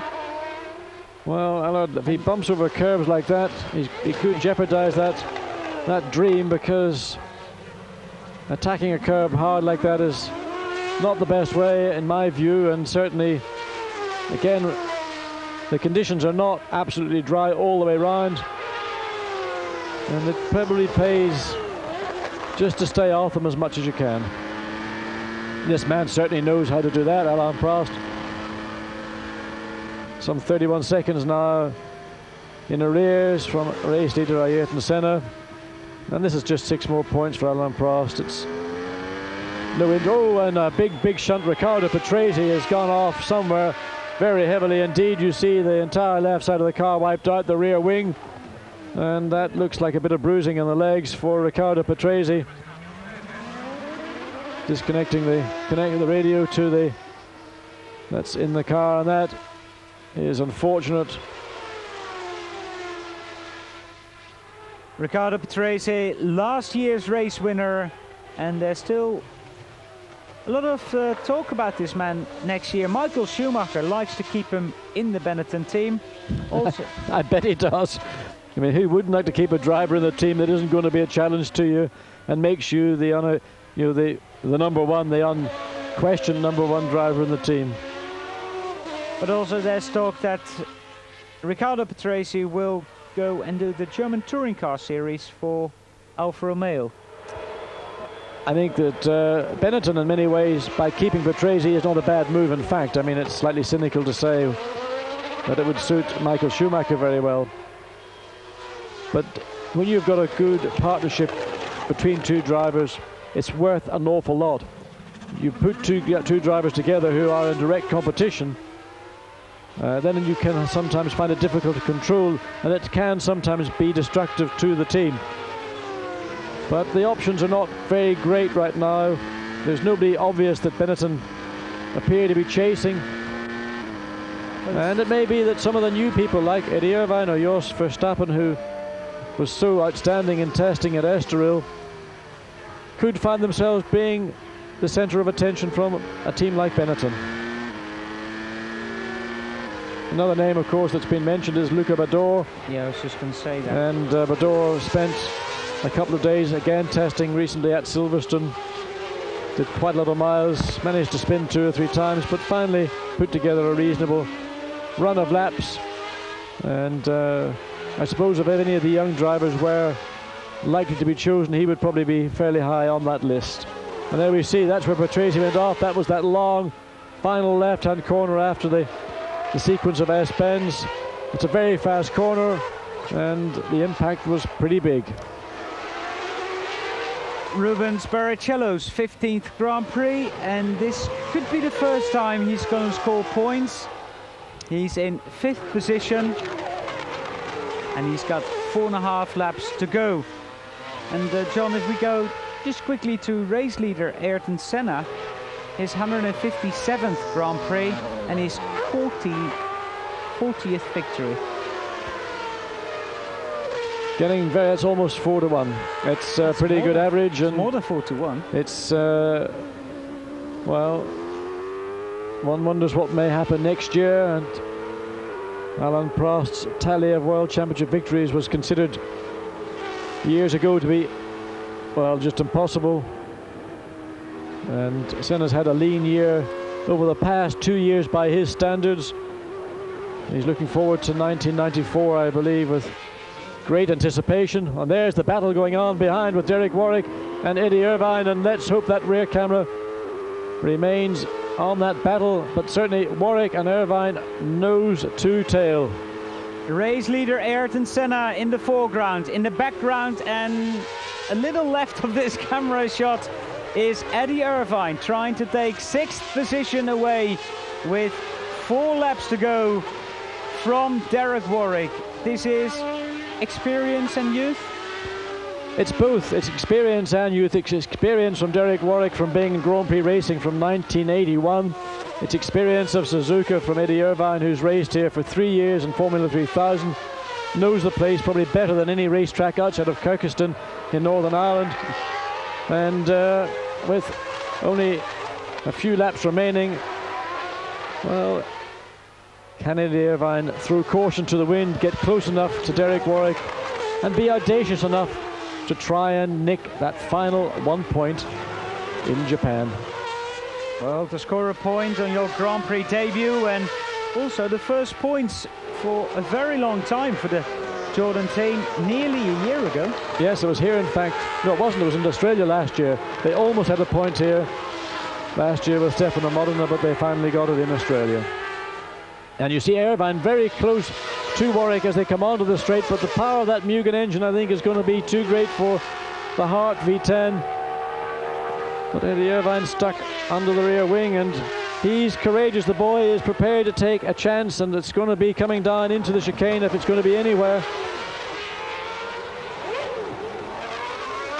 Well, Did the car stop? Yes, something's happened behind Ayrton Senna. We could hear the engine rev suddenly go up. What has happened? Warwick's off. And Warwick is going to be absolutely furious. We don't know where Eddie Irvine is, but certainly there was. And he's walking over to Eddie Irvine, I suspect. We saw this happen. Oh, maybe he's just running to get out of the way.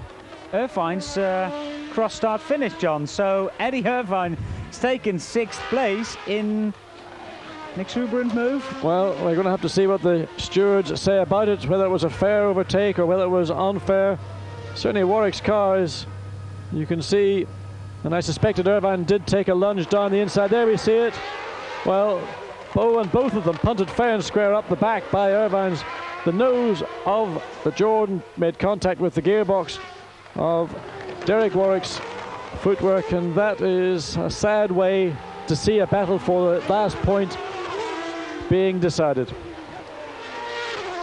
3 laps to go for race leader Ayrton Senna, who is still 30 seconds ahead of Alain Prost, who is 12 seconds ahead of Mika Häkkinen, and then it is Damon Hill in 4th, and in 5th, oh, the Irish, Martin Brundle, fastest lap. Well, they put the wheel back on his car, and Martin shows everybody here that he is a quick racing driver, and if that stays like that, it would be Martin's very first fastest lap during a Formula 1 Grand Prix. Well, after all the traumas and battles he's been through in the last week, it certainly will be, well, a little reward. And there we see Mika Häkkinen now some 13 seconds behind Alain Prost, still trying as hard as ever. And where Alain Prost might be deciding, well, I'll just back off that little bit, Mika Häkkinen has never had the thought. In fact, Mika Häkkinen is closing down pretty quickly. I would say when they come across start-finish line, that gap is less than 13 seconds. It's too big, in my opinion, for Häkkinen to really be in a position to do anything about, but Alan is being, let's say, very cautious indeed in these remaining laps.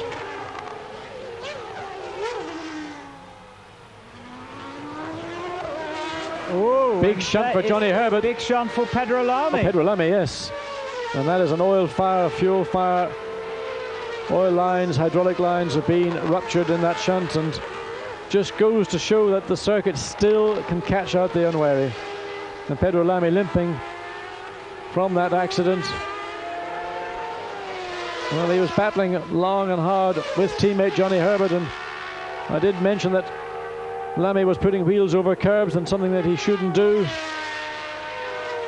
Oh, and there we see it. That wasn't. Oh, what a heavy impact. That was high speed. Same place Ricardo Patrese went off. Well, very, very lucky indeed that Pedro Lamy hit that the way he did, sideways on. All the impact, of course, was absorbed in the wheel and suspension. Well, Ayrton Senna starting his last lap. It's Eddie Irvine who's gaining again on Ayrton Senna. Yes, hello Ayrton. Senna, don't do that.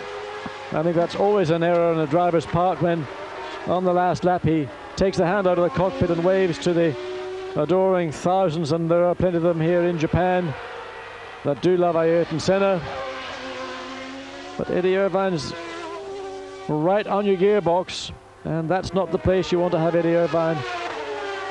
Having seen what, or witnessed what took place with Derek Warwick, well, Eddie's backed off.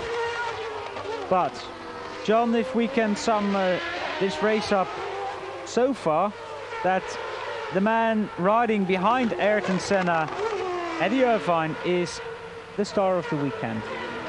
He has done a truly remarkable job, and there will be joy in every form for the Jordan team. It's been a hard year, and it was only in Estoril where they introduced a long wheelbase version of this car that they began to see some more promise, and then further testing, and Eddie Irvine pulling up alongside race leader. Eddie, you're going to have to do an extra lap. But the guy is 100% race driver. Ayrton Senna waving at the crowd. One more chicane to go. He is very happy with this victory indeed. Very happy Ayrton Senna, scoring his 40th Grand Prix victory, and the Japanese Brazilians go wild. It's his second Japanese Grand Prix victory. There's Alain Prost. He finishes in second position, but this man, he wanted that this weekend. And he's got his seatbelts undone. He's looking around the circuit. He's waiting for one of those legions of fans to rush up to him with the Brazilian flag. Mika Häkkinen, podium position. Very good drive indeed from Mika Häkkinen. Did all that was required of him. More points for McLaren team. The first points of the year for Mika. Look, beckoning to somebody. Bring me my flag. I want it now. And well, I don't know whether the stewards are going to allow the fan with the flag to get to Senna. Obviously not. And Senna now continuing around. He'll find a flag somewhere. He always does. He always manages it somewhere. Well, what a Grand Prix. We anticipated an exciting Grand Prix, largely on what we had seen from qualifying. It didn't materialize in the early laps, but certainly once the rain came, we got an excellent Grand Prix. Disappointment for the Williams team. They, by rights, ought to have won it. Alain Prost and Damon Hill will feel, I would think, very disappointed indeed. But that's Grand Prix racing. They don't all come in fair and fine weather. It would be a mistake, though, I have to say that this victory wasn't due entirely to the weather. Senna took the lead. He was controlling the race at the front, and I don't know whether Alain Prost would have had the legs to have done anything with Senna this afternoon. There's two happy men there. Mika scoring his best ever Grand Prix result. Yes. Well, a little bit of exuberance, and understandably so. And well, there's going to be a few rowdy celebrations tonight in the log cabin. It's the one place that Ayrton Senna does appear to allow himself to taste alcohol, and I'm sure he will do more than that this evening. Mika Häkkinen might be tempted. Ron Dennis undoubtedly will be. He'll probably be doing the bang, and certainly Eddie Jordan will be right in behind Ron Dennis, paying his share of the rounds as well. So we've had three teams in the top six today: McLaren, Williams and Jordan. Rubens and Eddie doing a good job, a brilliant job in 5th and 6th position. Ayrton Senna wins, then it's Alain Prost, Mika Häkkinen, Damon Hill, Rubens Barrichello, Eddie Irvine, Mark Blundell 7th, JJ Lehto 8th, Pierluigi Martini 9th, 10th Johnny Herbert, 9th Johnny Herbert, 10th Toshio Suzuki. Actually, Toshio Suzuki is 12th, and I have to look at the right page on the computer because, of course, I shouldn't forget Martin Brundle in 9th position. Pierluigi Martini 10th, Herbert 11th, and Suzuki 12th. Well, he hasn't found his flag yet. Well, security is very strict at Suzuka, and well, I'm surprised that Senna has not been able to grab hold of his beloved Brazilian flag, but circuits have had to increase the security. We've seen over previous years where fans have been running not just to the track edge but actually across the track, and there is very, very high security fencing. You see it here. It is like that all around the circuit, and well, I think what Senna had hoped was that somebody might throw a flag across to a marshal. The marshal may then bring it to Senna, but the message didn't get across. Well, you know how expensive the flags are in Japan. Well, I think anybody would be delighted to let their flag go to Ayrton Senna. And Mika Häkkinen now coming down into the Parc Fermé, where the top 6 cars will be taken, and they will be then scrutineered to ensure their eligibility. And there will be an expression of delight on Senna's face when that very famous helmet, and there are many replicas of it in Japan, is removed. So fastest lap is eventually gone to Alain Prost, to 1:41.176 on lap 53. And look, great gesture.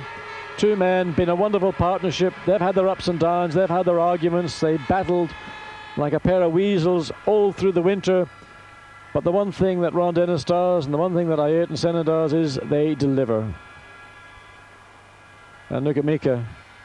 He looks pretty fresh. Very fresh indeed. And there's the future. That is the future for McLaren.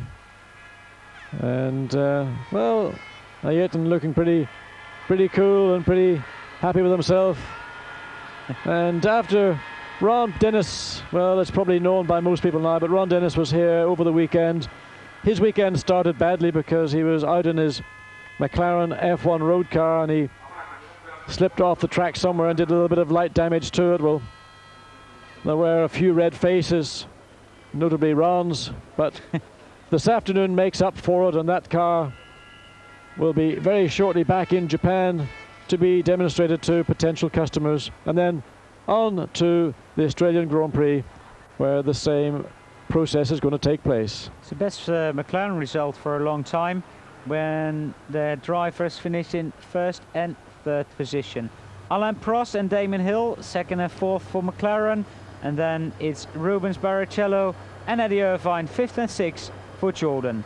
7th Mark Blundell, 8th JJ Leto, 9th Martin Brundle, 10th Pierluigi Martini, and rounding off the runners are Herbert, Suzuki, Lamy and Warwick, but they were not running at the end of the race. And just listen to the crowd, they love this man. I can't think of a more popular result than Ayrton Senna here in Suzuka. Obviously Aguri Suzuki would have been somebody they would have gone berserk about, but not to be.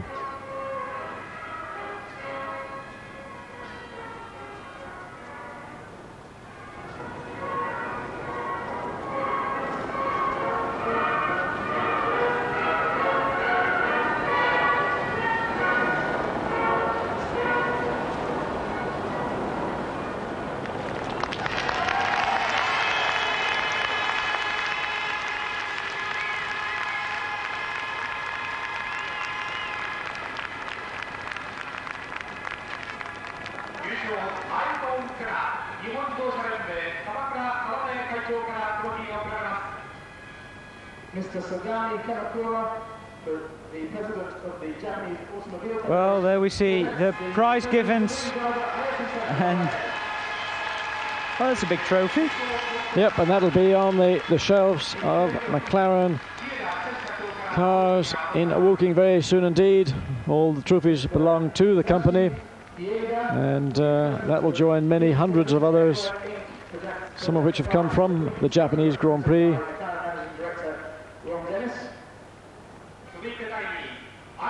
And of course, for Ron Dennis, the winning constructor, and Alain Prost, a smile on his face, but I suppose he now wants to win Australia very desperately indeed. Well, Australia's got to be very much a favourite circuit for Williams and Renault. Again, it is a power circuit. That very long straight will suit Prost, the Williams, the Renault 100%. But then so should Suzuka. And mind you, Prost lost a whole Friday morning. Yes, he did, and of course that did undoubtedly result in last ground. But he did have pole position, and he failed to make best use of it. He let Senna take the initiative. But maybe Alan wasn't quite so committed in this Grand Prix. He certainly would want to avoid a repeat of what took place 3 years ago. So the driver standings here, 93 points for Alain Prost. Damon Hill still second. Ayrton Senna now within 2 points. And then it is Michael Schumacher who did not score today. But first points of the season for Mika Häkkinen, which is his best result. And with the Constructors' Championship, it is Williams, Renault, McLaren, Ford now moving ahead of Benetton again. Well, that is joint 10th. The Jordan Grand Prix, joint 10th position for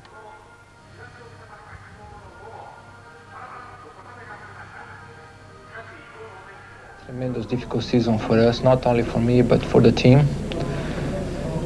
And like the other 3 victories, you know, this one is special because it's in a place where we have great memories of championship victories, race victories, a huge number of fans cheering up for us, lots of Brazilian flags around. And right at the end of a championship, at the end of the season, when still there is an open situation for a second place, and the fact also that I'm leaving the team at the end of the year, it's just great opportunity that we collect today with the changeable conditions. Very difficult to maintain your pace and stay on the circuit. And this victory is really the best I could offer to the team, who gave me 3 World Championships. Well, you mentioned your team, McLaren Ford. This is today their 103rd victory, which equals Ferrari's record, and I'm sure you must feel very proud to be part of that. Yeah, I think it's a great record that the team has achieved, and I am very happy that I have contributed a little bit for that. At the same time that Mika has done extremely well, and for the team to be 1 and 3rd, 1st and 3rd here, it's a tremendous result, and I think it's a very good start for him and a very good way to finish for me. In the race between laps 34 and 38, you lost a considerable time advantage over Alain. The track appeared to be drying rapidly. Were you not worried that you should be changing tyres earlier than you in actual fact did? Well, yes, normally I should, but I didn't have to, and I didn't want to change tyres too early and take a risk, and maybe with the slicks in very difficult conditions, risk to go off. So with the lead that I had, I only had to pace myself and wait for a safe moment for change tires. I had lots of scary moments in the race with back markers, just very unprofessional.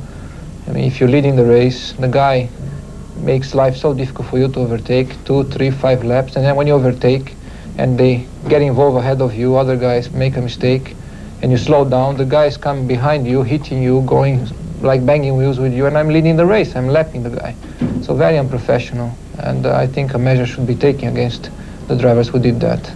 And secondly, I had 3 guys fighting in front of me, had nowhere to go, then Patrese spun in front of me, I had to go off the circuit in the chicane to avoid him.